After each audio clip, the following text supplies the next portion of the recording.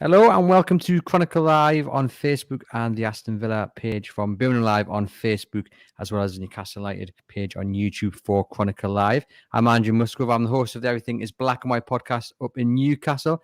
And for Villa fans watching this, you'll know the face beside me here. It's Ashley Preece, who covers your team home and away. We're previewing this weekend's game, which is set to be an absolute cracker, I feel. When we set this up yesterday, Ashley, we both said it's going to be a great game on Sunday. However, I don't think it might be one for those who like a good defensive display. I can see quite a few goals happening. 100%, yeah. I think it'd be quite chaotic again. Obviously, Newcastle showing their attacking prowess against Everton in the week. Villa showing theirs, but also their defensive frailties as well. A lot of mistakes in terms of Villa at the back in midweek, and Newcastle looking to exploit that. So yeah, I spoke to Gerard about an hour ago now, and he wants Villa to become more meaner, like they were against Everton away when they dug in to win nick it 1-0. Whereas against Leeds, they played into Leeds' hands, and it was quite chaotic. It was madness. It really was. So hopefully for a more controlled performance at the back from Villa. But with Newcastle, the tails up at St James's Park, another sellout, I'm guessing. Saint Maximin doing his bits. It could be quite troublesome. So I'm expecting goals, yeah. I was going to ask you about the defensive errors against Leeds. Tyrone Mings came in for a bit of criticism. I know Gerard was asked about him in the press conference. What did he have to say about Mings? Because, you know, what was it, the second goal or the equaliser where he failed to clear his lines properly, and it was a bit of a big error for him. Yes, I asked Gerard about Mings and how's he bouncing back. He said, ask him yourself. He said the reason behind that, he takes Villa's defensive as a collective. We're all in it together. So he didn't want to signal Mings out and what he's doing differently. So they're all in it together. I think Mings will probably start again the weekend. He will be disappointed with his display on Wednesday. A few errors. Bit of a manic showing from him. He needs more control, get back to basics. And yeah, I think he'll be there. Villa will miss Cancer though, Andrew. A bit of a big miss, that one. He's suspended. So I think Callum Chambers could come in for him. At the back for Newcastle, how are they shaping up? A bit more solid now, and they carry a threat with Lascelles. But who'll be at left back with no Target? Well, this is the issue. I mean, against Everton, Matt Target had a really good defensive debut. I felt he looked assured in himself, confidence. You could see it within him. He's obviously very confident in his ability. And it is a big blow that he can't play against Villa. I mean, obviously he was never going to, given Villa are the parent club, but that is a massive blow. Eddie Howe was asked about it today. He mentioned Javier Mancuello, who was a very, decent fullback. He's not going to, be in a team that wins trophies, I don't think, but he does the job for now. And of course, Dan Burn, the big defender who arrived from Brighton on deadline day, he can play at left back. He was brought in as a centre back. So it'll probably be one of them. Matt Ritchie's out longer term. Paul Dummett's not ready. So it's going to be one of them, you would think. Obviously, if Kieran Trippier's not fit, that might also throw a few obstacles in the way. Does Emil Kraft come in and play right back? And then does Javier Mancuello go to left back, perhaps? But it's one to watch. But, it is a shame that Newcastle could be without both fullbacks heading into Sunday, because the defence against Everton was spot on, and it was one of the best defensive displays we've seen in a long while from Newcastle. Yeah, I want to flip that. I want to see the other end of the pitch, Andrew. How's Chris Wood settling in? And we'll get to Wally Watkins later, but how's Chris Wood settling in?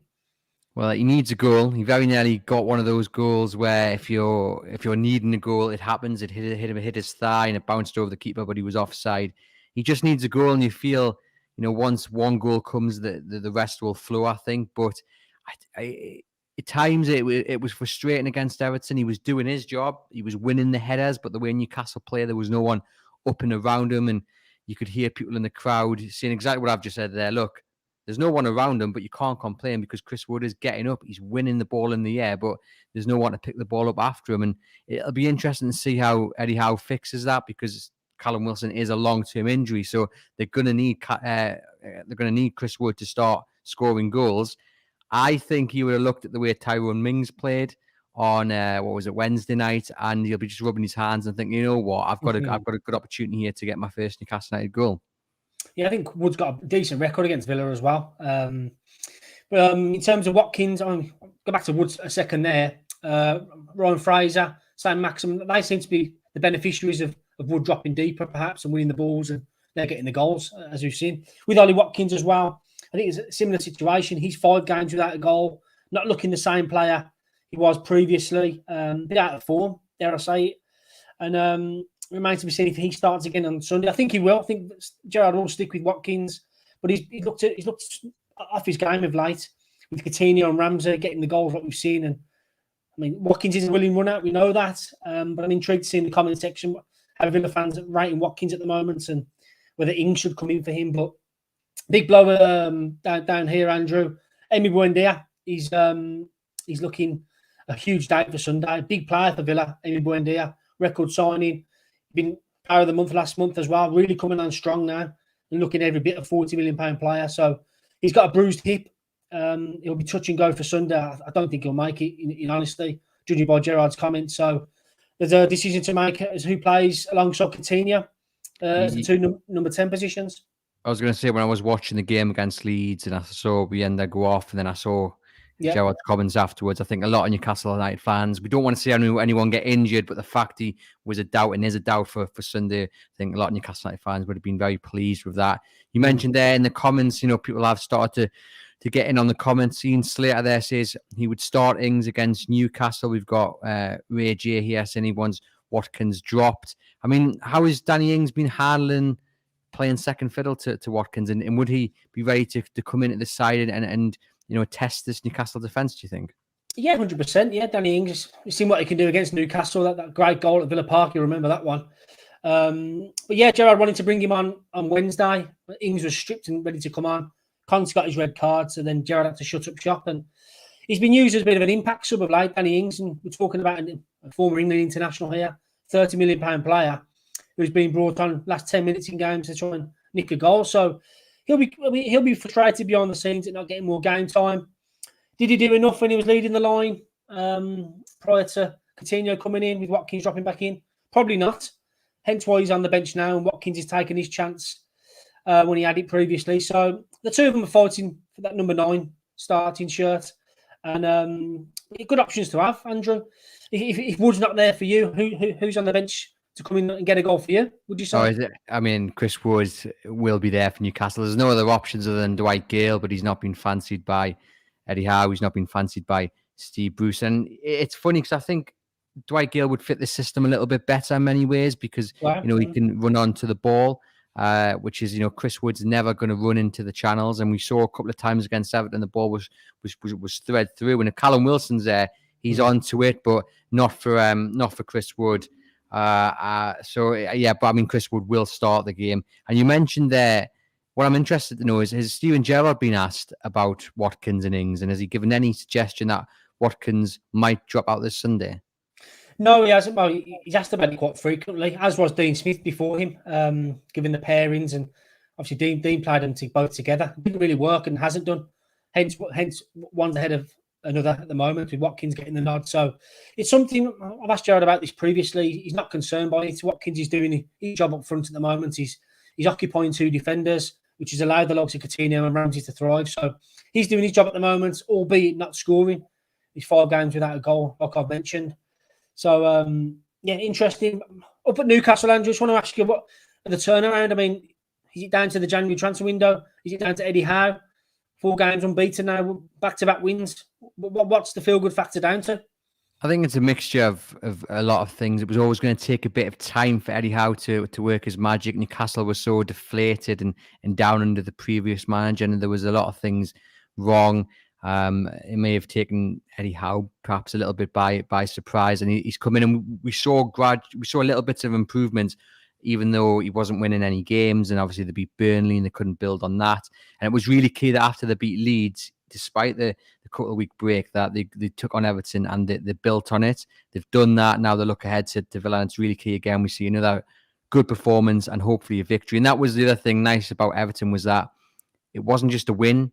It was a dominant performance against a side who, yes, might be down, near Newcastle, but they've got decent players. And you were fearing after they beat Brentford in the cup, would that traditional new manager boost happen again, and would Lampard get his first victory? As it were, Everton were absolutely shocking. I was very surprised at just how bad they were.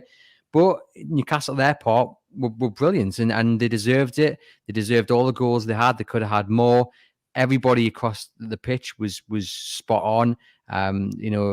Yes, Kieran Trippier stood out, and Maximin stood out for some, but as a team, as a collective, as 11, I thought everyone was absolutely brilliant, and they shut down Everton with relative ease. And it's going to be interesting because I think Villa has a totally different prospect. I was fearing Villa before the result to Everton. After the Everton game, I was still a bit cautious, and then watching the way Villa performed against Leeds, I'm a little more positive. But I like what Gerrard's done. He's turned them into a real outfit, and it's going to be a real big test for Eddie Howe and Newcastle United to continue this winning run. Yeah, 100%. But I'm backing Villa to come on strong on Sunday. I've seen enough in the forward areas. People like Jacob Ramsey, we've mentioned, coming on really strong now. He's got 5 goals for the season. Philippe Coutinho, look what he's done in short space of time. He's got minutes in the legs now, really enjoying his football again. What a shrewd signing that's turned out to be. And yeah, the only question is now, is Buendia going to make it? I doubt that. And how will Villa perform without him? I think he's played the majority of the games, Buendia. Such key to this side now with his work rate and energy, fighting and winning the ball back. And so it remains to be seen what happens in that position, whether Jacob Ramsey pushes higher up and Morgan Sanson comes in from the coal perhaps, or 18-year-old Carney Chukwuemeka. I'm not sure. So we'll see with that one. In the city, Andrew, Newcastle, fans buzzing, are they? Really happy at the moment? Yeah, absolutely brilliant. I mean, everyone that follows Newcastle knows that the result at the weekend, or whenever the game is played, it does then dictate what happens in the rest of the week. And there is a lovely buzz around the city. People are confident. They've backed Eddie Howe all the way, even when results weren't going their way. And then, the victories that have happened over the last few months, or the last few games, the support is there. The atmosphere before games at St James Park is unbelievable. Again, an absolutely fantastic pre-kick-off atmosphere ahead of Everton, and you'll get the same again this Sunday, I think.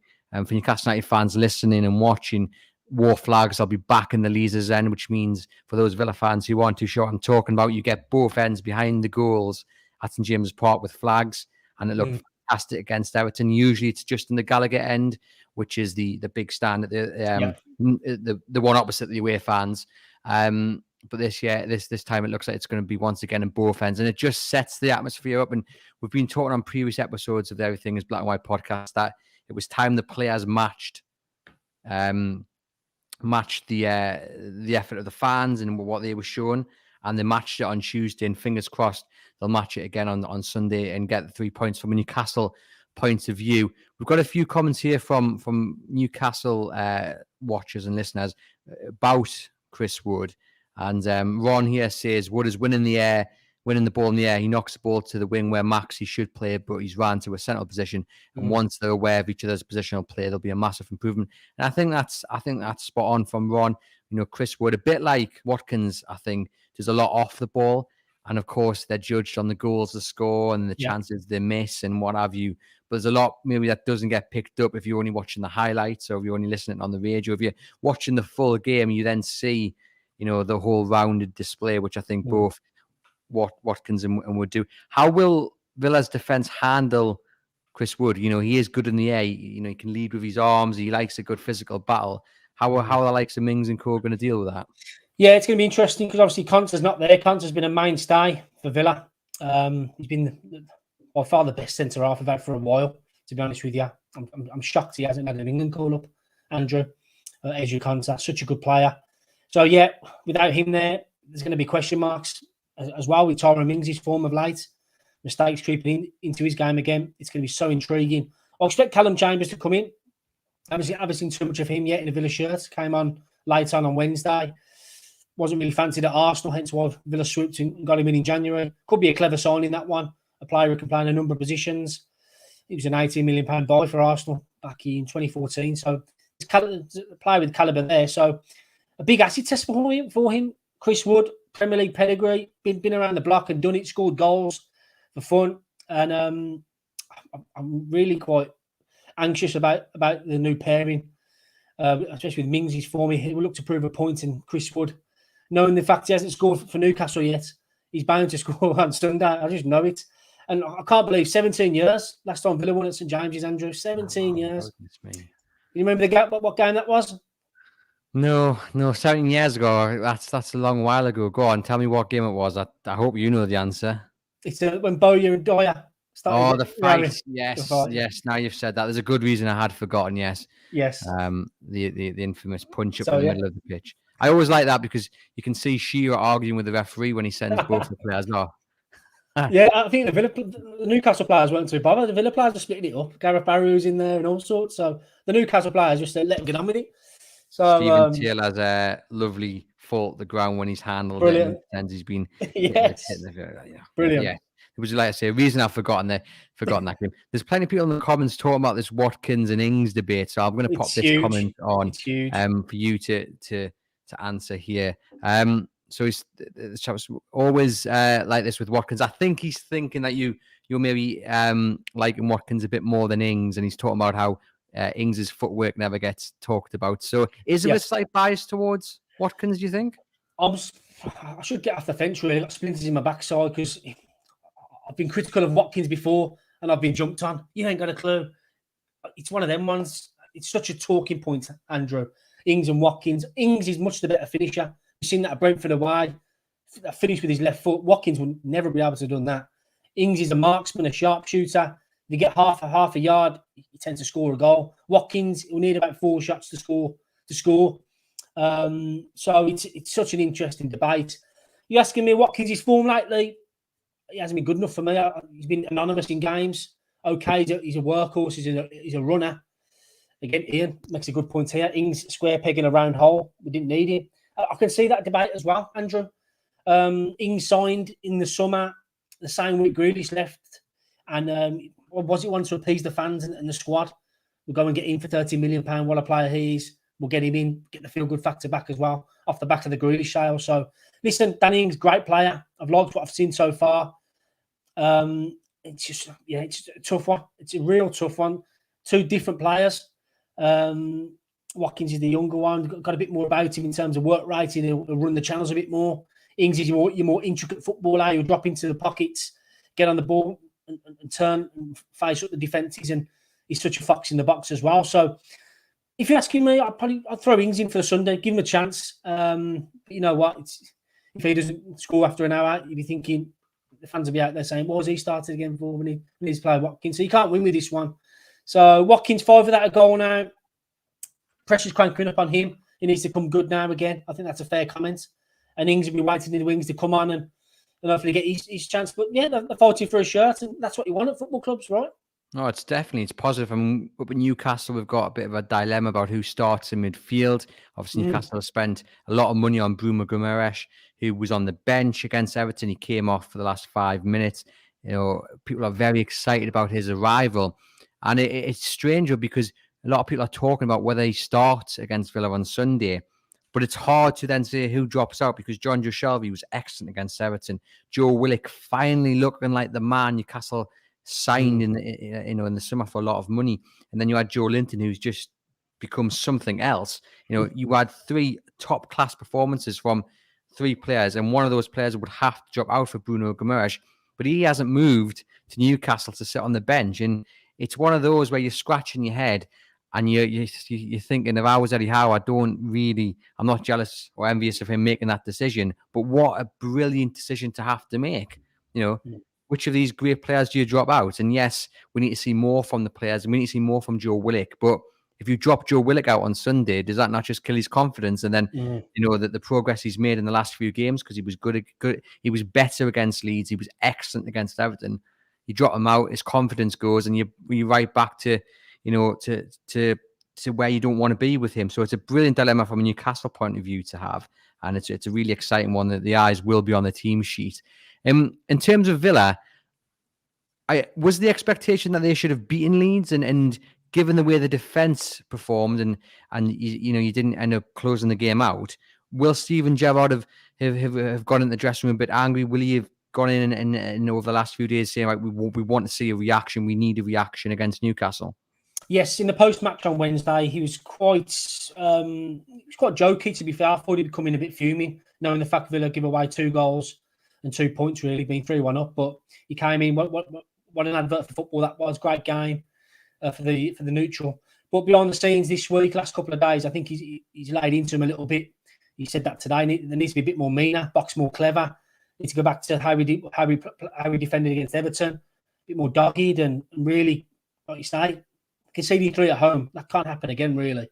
So defensively this weekend, all eyes on the back 4 for me, and a clean sheet would be welcome. But like I'm with you, Andrew. I think goals will be in order, and it depends, who outscores who. But yeah, I'm really concerned about the centre backs this weekend. I mean, Matty Cash and Luca Dina, they're fine. They've been playing well, both fullbacks. They'll have the hands full this weekend. We say Maximum in the form he is. Fraser will be bouncing into this one off the back of his goal. But the centre back, knowing the fact Chris Wood hasn't scored yet and he's desperate for a goal, and Villa without Konsa and Mings' form, so that could be one to really look at Sunday. So yeah, defensively, Villa needs to improve big time. Ryan Fraser's been absolutely brilliant under Eddie Howe as well. There was a lot of talk that, Eddie Howe coming in and he wouldn't get on well with Ryan Fraser given how it ended at Bournemouth, Ryan Fraser refusing to play and what have you. But he's another one who's just stepped up a level under Howe, and it's probably that working relationship they've had at Bournemouth, and that's the result of it here at Newcastle. He was another good performer against Everton, and Newcastle United fans are just getting off their seats every time Ryan Fraser and, of course, Alan St-Maximin get on the ball. How are Villa going to deal with Alan St-Maximin? Everton at times had 3-4 men around him. In the first half, it kind of worked. I don't know about the Newcastle United fans watching or listening to this. I was slightly frustrated with St-Maximin in the first half. I felt he was making the wrong decisions. He was holding on the ball too much. He was trying to beat one man too extra, but in the second half, he started making the right decisions, and we saw the cross to Ryan Fraser, and Everton just could not handle him. And it was St-Maximin at his best. How are Villa going to stop him? I'd say, and I've seen the highlight reels of his runs. He just gets too fast. He's so excited every time he steps out into the field, gets bums off seats. He really goes at the opposition. He'd suit one of them. He'd suit a Keegan team, wouldn't he? In the entertainers, at St-Maximin, slap straight into them. But yeah, difficult one. I think. Will he start on the left, Andrew? And if so, he'd probably be Matty Cash tasked with sticking with him. And hopefully he puts in a good display. And yeah, he's one I'm very wary of at the weekend. He'll probably switch flanks as well with Fraser to keep Villa guessing. And it'd be Luca Dina as well tasked with that. So the fullbacks have got a game on their hands on Sunday, given the form of Newcastle's wingers. And again, Newcastle looking good in the forward areas. At the back, how have they been defensively? I know Everton scored with a soft one on Wednesday. At the back for you, Newcastle fine? They've stepped up in recent games. The defence was the major issue, and obviously they've gone out and signed Dan Burn. They've gone out and signed Matty Targett and Kieran Trippier. And Kieran Trippier has just been unbelievable. I don't need to tell our listeners how good he's been. I've been ranting and raving over the past few days. He's just taken everything up a level, and what a signing. For those who said he was only coming for the money, his performance on Tuesday has told a different story. Absolutely brilliant leadership, quality going forward, quality at the back, and he's such a good player. And I can't say any more about how good he's been. And if he does miss out on Sunday, it'll be a huge blow to Newcastle and a massive plus to Aston Villa. But fingers crossed he does start. The centre backs is the interesting one. Fabian Schär had a great game against Leeds. He had an all right game against Everton. We saw a few mistakes creep in. Lascelles always had his critics, and it was one of his better games this season against Everton. But there were still a few moments when the ball was over the top, and whether it be a lack of communication or just taking the eye off the ball. Newcastle were fortunate once or twice, but Everton never looked like punishing them.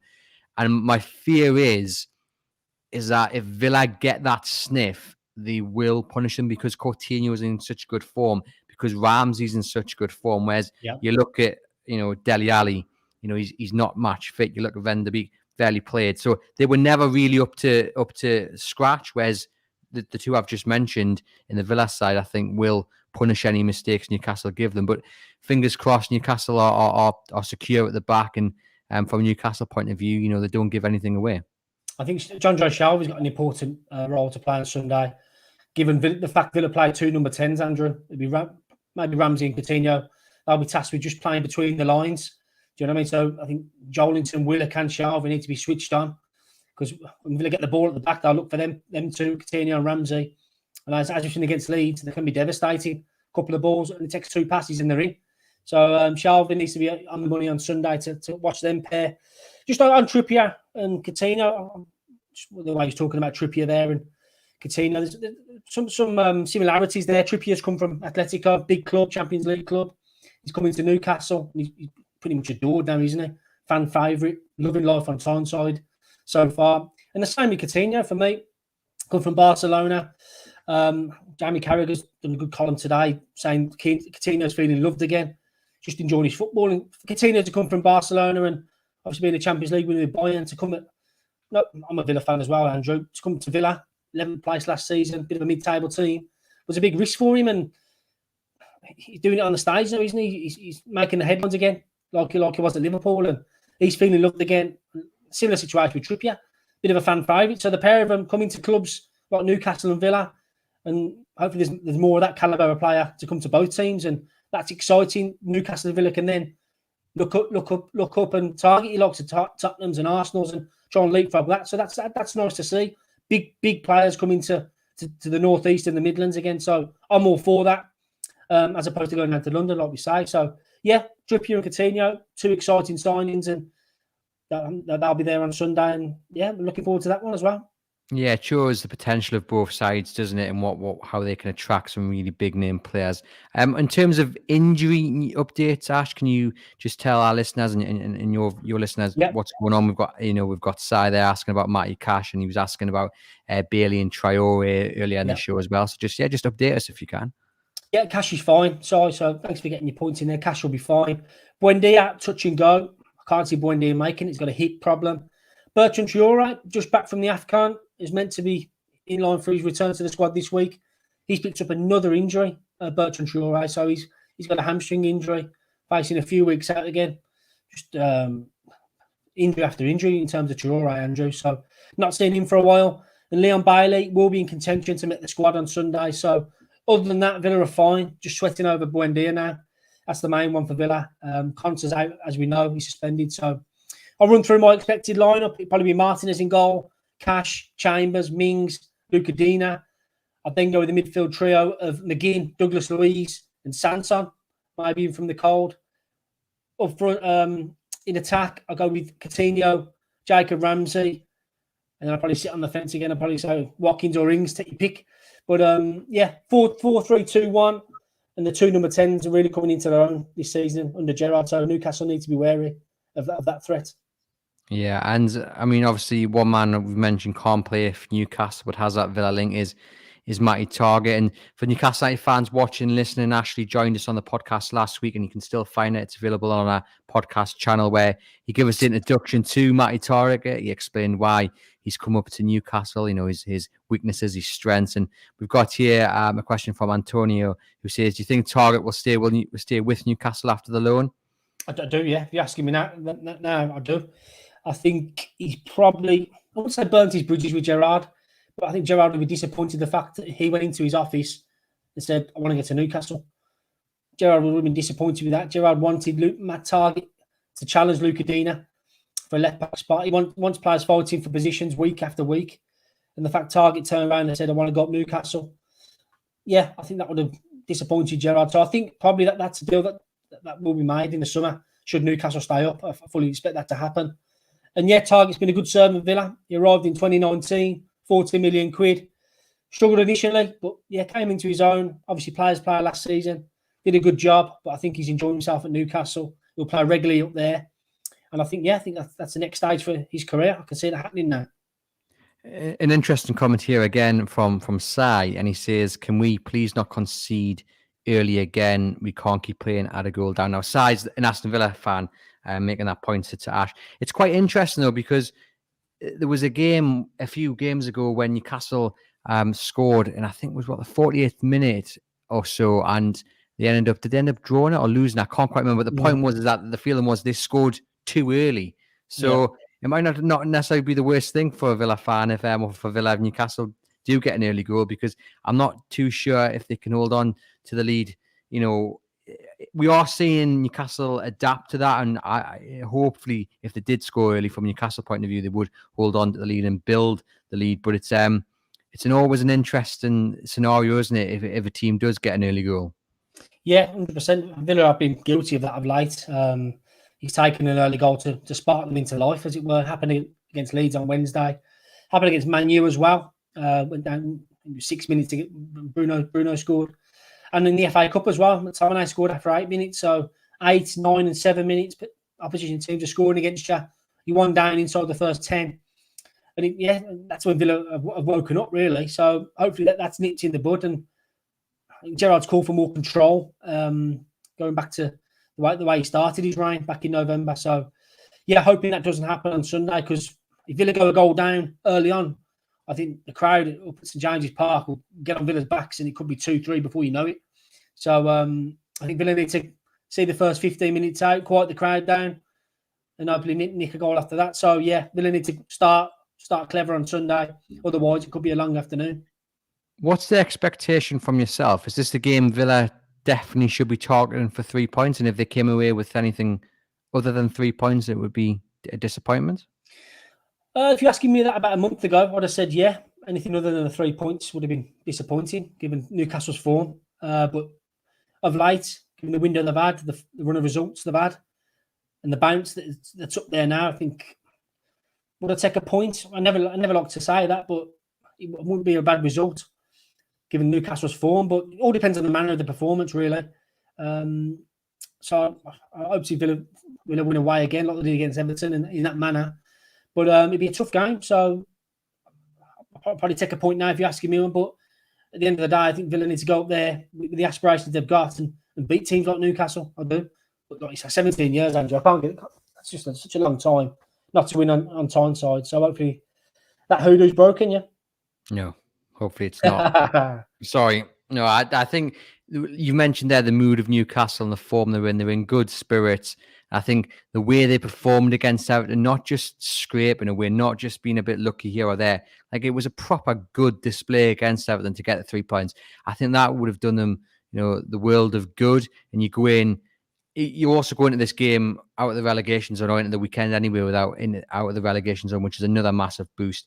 And I think the only thing that can really bring it down pre-game is the news that Kieran Trippier isn't available. Fingers crossed from a Newcastle point of view, as I say, he will be, because he's such an important element of where this team is looking to go.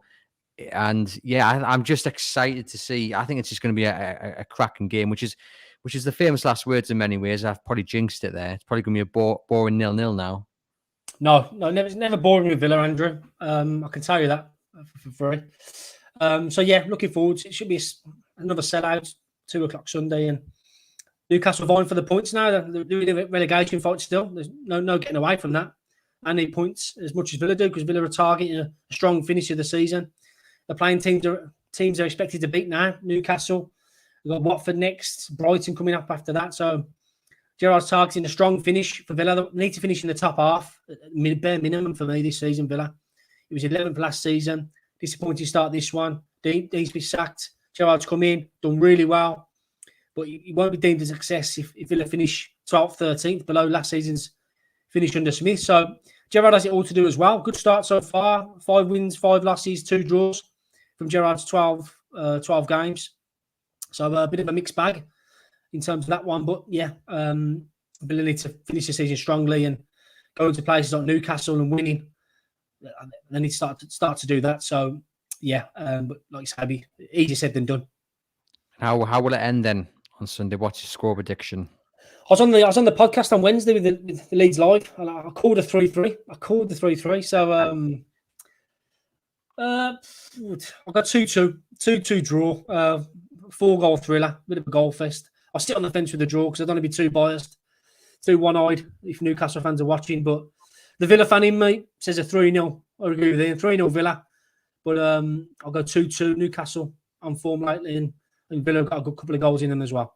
Yeah, I just put a comment on there from Ian, and he says 3-0 Villa. We've got Adam, who's another Villa fan, saying 3-1 Villa. Come on, if there's any Newcastle United fans in the comments, come on, jump on and tell us what the score is going to be. I'm going to go for Newcastle United win. I'm going to go for a 2-1 win. I think just the spirit and the confidence in the camp on the back of these, the back-to-back wins over Leeds and Everton, the way they played against Everton, is really going to set this game up for Newcastle.